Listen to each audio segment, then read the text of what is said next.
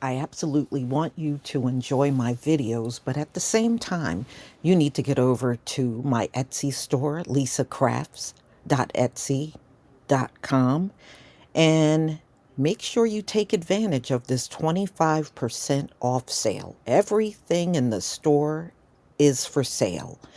And the sale began Sunday at midnight and it will end on Tuesday at midnight. So you still have plenty of time to make your purchase. Remember, use promo code HOLIDAY25 at checkout.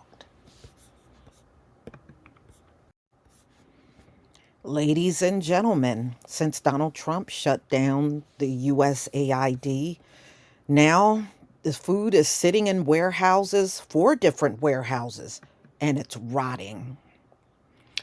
I would like to thank CP Knight for this story. And what a shame, y'all. I mean, you could have even taken that food and given it to the poor right here in the US. It didn't have to sit there and rot. I just think, okay, you don't want the USAID to exist anymore. So, I mean, the agency is virtually gone due to Donald Trump and Elon Musk shutting it down. And what a waste. What a waste, especially at a time when people are saying they can barely put food on the table because of all the outrageous prices that are out here. Shoot, you could have given this food out to the DC area. I'm sure a lot of people would have came out and got this food. You know, what a disgrace. But this is the doing of Donald Trump and Elon Musk and Doge, you know. So they said it's so much food, it's filled up 4 warehouses. Normally, this food would be boarding planes and flying to different areas of the world where poor people are. And now it is going to waste, literally. So, y'all, let's get into this story, and I'll be right back with the rest of my commentary. Roughly 60,000 metric tons of food, enough to feed 3.5 million people for a month, is sitting unused in foreign countries because of the Trump administration's sudden cut in funding to USAID earlier this year. According to sources speaking to Reuters, the rations are spread across 4 warehouses in Houston, Djibouti, Durban, and Dubai, and comprise cereals, pulses, and cooking oil. The food, valued at $98 million, was intended for emergency distribution in hunger-stricken regions, including Gaza, Sudan, and the Democratic Republic of the Congo. Most of it will now end up in incinerators or as animal feed. Nearly 500 tons of high-energy biscuits in Dubai are set to expire in July, one former USAID official told Reuters. They could have fed 27,000 acutely malnourished children for a month. The failure stems from USAID's rapid dismantling by the Trump administration and a pause on the contracts and funds needed to ship supplies to where they are needed.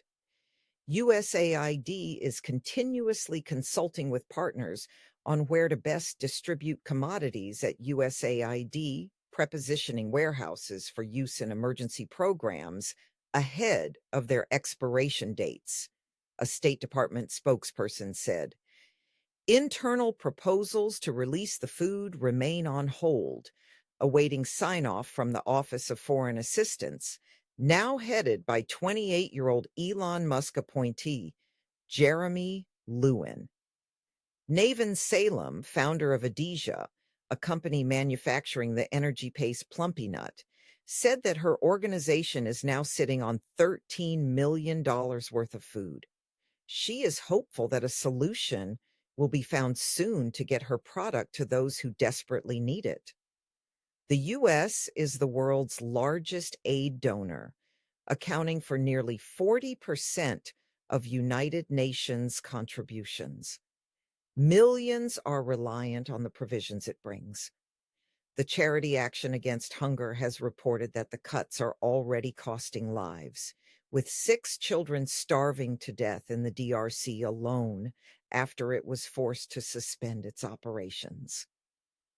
If a child's in an inpatient stabilization center and they're no longer able to access treatment, said Jeanette Bailey from the International Rescue Committee, more than 60% of those children are at risk of dying very quickly.